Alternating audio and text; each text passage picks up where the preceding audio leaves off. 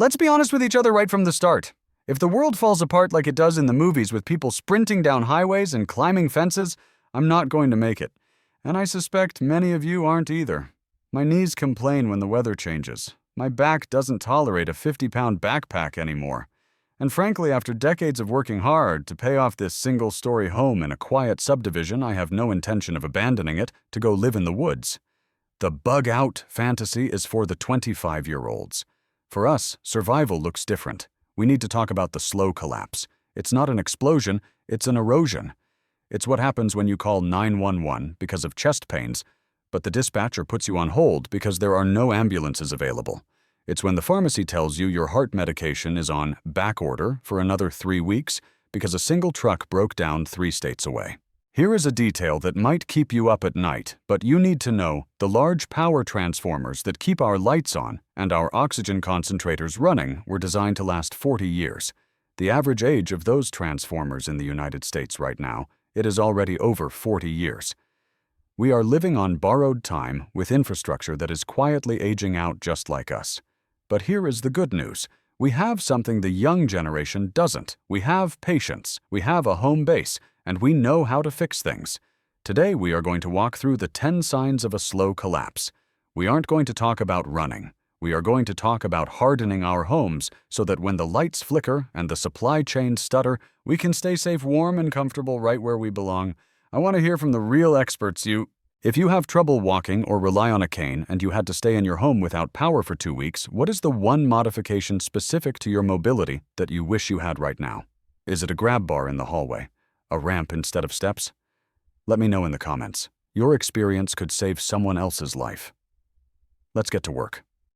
1. The 40-year-old ticking time bomb. The grid. Look out your back window at the utility pole standing at the edge of your property. See that gray metal cylinder at the top? That transformer is the only thing standing between your comfortable living room and a life-threatening freeze.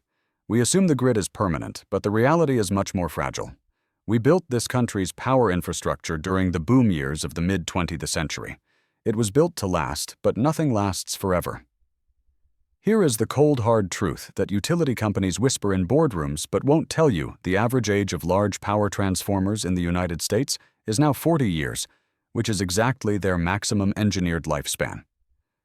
We are quite literally keeping the lights on with equipment that should have been retired when your grandchildren were born. In a slow collapse, when one of these blows during a heat wave or a blizzard, it isn't a simple fix. Because we have offshored so much manufacturing, the current wait time for a replacement high-voltage transformer is not days or weeks. It is currently running between 12 to 24 months. For us living in a single-story home dependent on electric furnaces or oxygen concentrators, this means waiting for the power to come back on is no longer a viable plan. You don't need a generator that powers the whole house that requires fuel you can't carry. You need a small silent battery backup dedicated solely to your medical devices and a single safe room. The grid is dying of old age. Don't let your health die with it. 2. Police are now just a suggestion. The law enforcement gap. We grew up in an America where if you dialed 911, a cruiser would pull into your driveway before you could hang up the phone. That sense of security is hard to let go of. But in a slow collapse, keeping the peace becomes a luxury that bankrupt municipalities can no longer afford. It's not that the police don't want to help, it's that they are drowning. Departments are underfunded, understaffed, and overwhelmed by major crises. This leads to a policy called triage. They respond to bodies, not burglaries. In many major U.S. jurisdictions, the clearance rate for property crimes has dropped below 15%, meaning if your garage is broken into or your car is stripped, there is an 85% statistical certainty that no one will ever be caught or prosecuted. For a senior citizen living alone, this is terrifying. It means that the deterrent of the law is gone. Criminals know this math better than we do. If someone is prowling in your backyard at 2 a.m., you must assume no one is coming to save you. But listen to me. Do not try to be a hero. Your hips and reflexes aren't built for combat. Your strategy is hardening. Install motion sensor floodlights that blind anyone walking up the driveway. Plant dense, thorny holly bushes under your windows. Make your home look like too much trouble, so they move on to an easier target. When the police become just a suggestion, your home's passive defenses become the law. 3. When neighbors become dangerous strangers. The social erosion. There is a myth in survival circles that when things get tough, neighborhoods naturally pull together like they did in the old days. I wish that were true. But in a modern suburb where privacy is king and fences are high, a slow collapse doesn't always build community. It often reveals how little we know the people sleeping 50 feet away from us. When inflation makes food scarce and the power has been out for a week, the psychology of your street changes. The polite young man 3 doors down is no longer just a neighbor. He is a father watching his children go hungry. Desperation rewrites morality very quickly. Criminology studies on extended economic crises show that over 60% of thefts and exploitation against the elderly are not committed by random gangs, but by people who live within a 2-mile radius of the victim. This is the stranger next door phenomenon. They know you live alone. They know you drive a decent car. They know you likely have medication. This doesn't mean you should be paranoid, but you must be gray. Stop talking about what you have bought. Break down the cardboard boxes of your new supplies so the neighbors don't see the labels in your trash. Don't be the only house with bright lights and the smell of bacon cooking when everyone else is in the dark and hungry. In a collapsing society, your best defense is not a weapon. It is your privacy. Be kind. Say hello, but keep your door closed and your business to yourself. Phase 2. The loss of freedom and wealth. 4. The silent robbery in your pantry. Skimflation. We all know the price of eggs is up. That's inflation, and it's painful. But there is something far more devious happening in the aisles of your local grocery store, something that feels like a personal betrayal to those of us who have cooked for our families for decades. It is called skimflation. Big food corporations know you have a price limit, so instead of raising the price to $10 for that can of soup, they keep it at $4, but they quietly ruin what's inside. They are watering down recipes, replacing healthy animal fats with cheap inflammatory seed oils, and swapping real sugar for chemical sweeteners. You are bringing home the same box, but you are feeding your body significantly less nutrition. Here is the detail that should make you angry. Consumer watchdogs have recently discovered that popular brands of toilet paper and paper towels have not only reduced the number of sheets per roll, but have actually thinned the paper itself by 20%, forcing you to use twice as much to do the same job. This is a direct attack on your fixed income. In a slow collapse, value evaporates before availability does. For a senior living on a budget, this means your dollar isn't just buying less, it's buying garbage. The survival strategy here is a return to basics. Stop buying meals in a box or pre-made sauces. That is where the theft happens. Buy raw ingredients, a bag of rice, a sack of potatoes. Whole vegetables? They can't water down a potato. In an economy that is trying to trick you, cooking from scratch is your only financial defense. 5. The digital wall blocking your money, the cashless trap. Do you remember when you could walk into your bank, shake hands with the manager, and walk out with your own money? Try doing that today. You will likely find the lobby locked, the branch closed, or a sign telling you to download the app. We are being herded into a cashless society, and for older generations, this is not convenient. It is a cage. They want everything digital so it can be tracked, traced, and controlled. But here is the danger. For us, digital money requires electricity and the internet. If a storm knocks out the local cell tower for 3 days, which happens more and more often, your credit card is just a useless piece of plastic. You cannot buy gas. You cannot buy medicine. You are financially paralyzed. The scale of this abandonment is shocking. In the last 5 years alone, U.S. banks have quietly shuttered over 4,000 physical branches, creating vast banking deserts in rural and suburban America, where the nearest human teller is now a 45-minute drive away. They are building a wall between you and your life savings. In a slow collapse, access is everything. My advice: be your own bank. I am not telling you to stuff thousands in a mattress, but you must keep an operating fund of small bills, ones 5s and 10s hidden securely in your home, enough to pay for 2 weeks of groceries and gas. When the screens go dark, cash will be the only language that speaks. Don't let a microchip stand between you and your survival. 6. The kill switch. Trap in your garage vehicle control. For those of us with limited mobility, our car is not just a vehicle. It is our legs. It is our freedom to leave the house to see the doctor, to visit the grandkids. But the automotive industry is quietly turning that freedom into a subscription service that they control. Modern cars are no longer machines. They are rolling computers that report back to the mothership. If you miss a payment, Or if a computer glitch decides you are unsafe, they can disable your vehicle remotely. But it gets worse. The government is pushing for technology that takes the decision-making completely out of your hands under the guise of safety.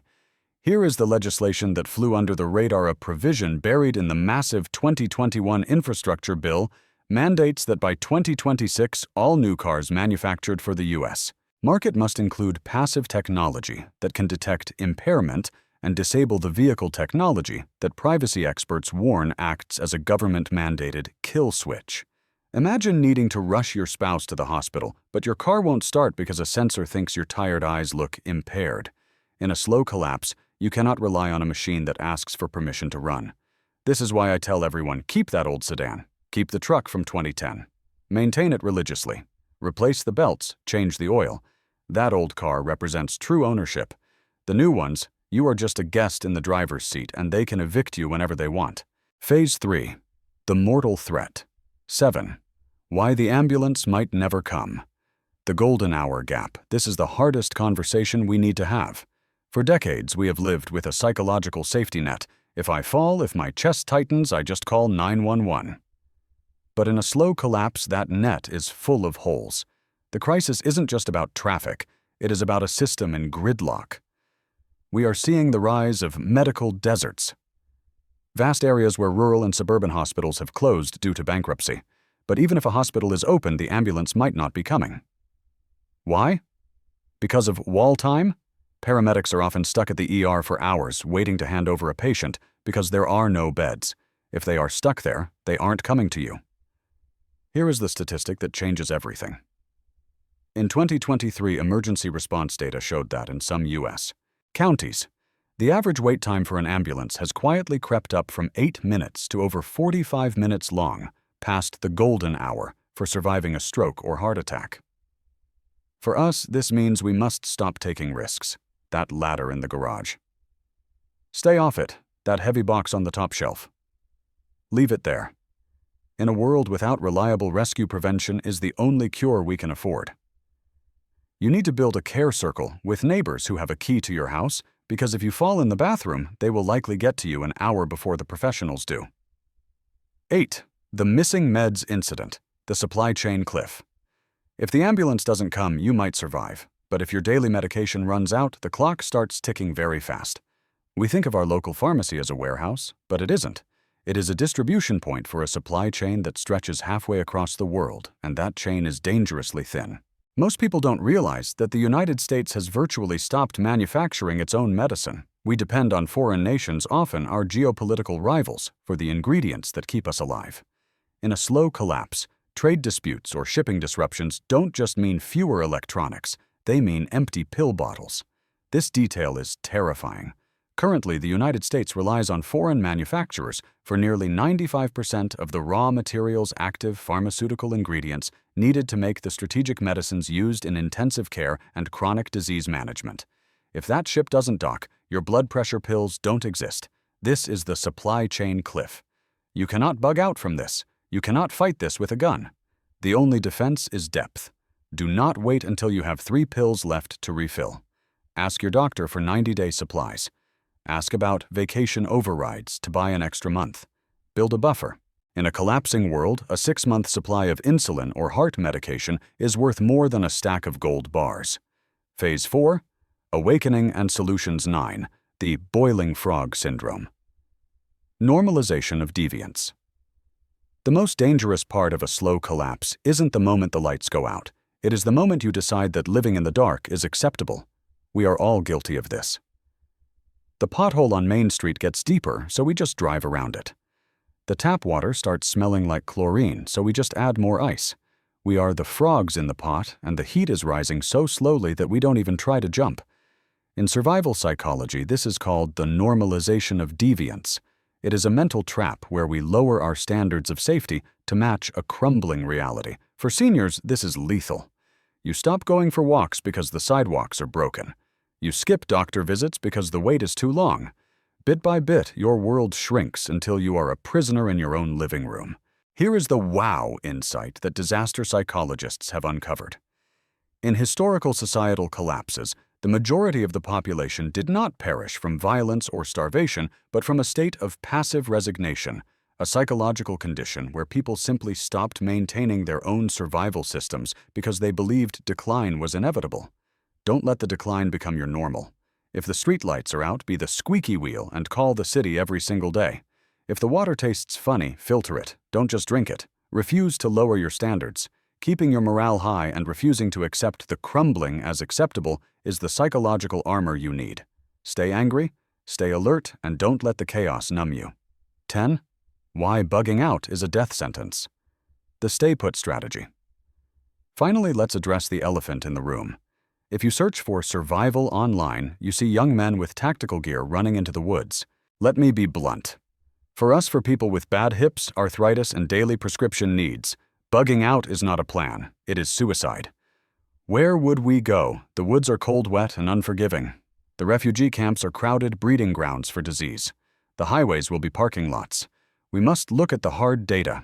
Historical analysis of refugee crises reveals that the elderly suffer the highest mortality rates during migration not from violence, but from exhaustion, dehydration, and the lack of basic hygiene and temperature control.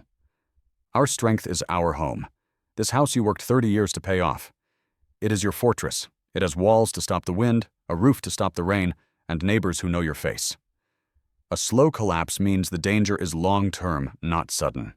You survive a long-term crisis by having community comfort and routine. So forget the go bag, build a stay bin. Insulate your attic so you stay warm without power. Get a backup propane heater safe for indoor use. Store water under the bed. We are the generation that stands our ground. We don't run, we dig in, we endure. And right here in the comfort of the home we built is exactly where we will survive. We have covered a lot of heavy ground today. I know it can feel overwhelming to look closely at the cracks in the foundation of the world we used to know, but I want you to remember this. A slow collapse has one major silver lining. It is slow. That gives us the one luxury that sudden disasters do not time. You have time to fix that leaky faucet. You have time to talk to your doctor about an extra refill. You have time to walk over and introduce yourself to the neighbor 2 doors down. We don't need to be Navy SEALs to survive what is coming. We just need to be stubborn, prepared, and willing to look out for one another. You have spent a lifetime building your home. Now is the moment to make it your true sanctuary. Don't let the fear paralyze you. Let it motivate you to make just one small improvement today and then another tomorrow. That is how we win. Not by running away, but by standing firm right where we are. Now I want to ask you a question. What is one small, inexpensive change you have made to your home recently that gives you peace of mind? Maybe it's a new deadbolt, or maybe just a few extra jugs of water in the pantry. Please share it in the comments below.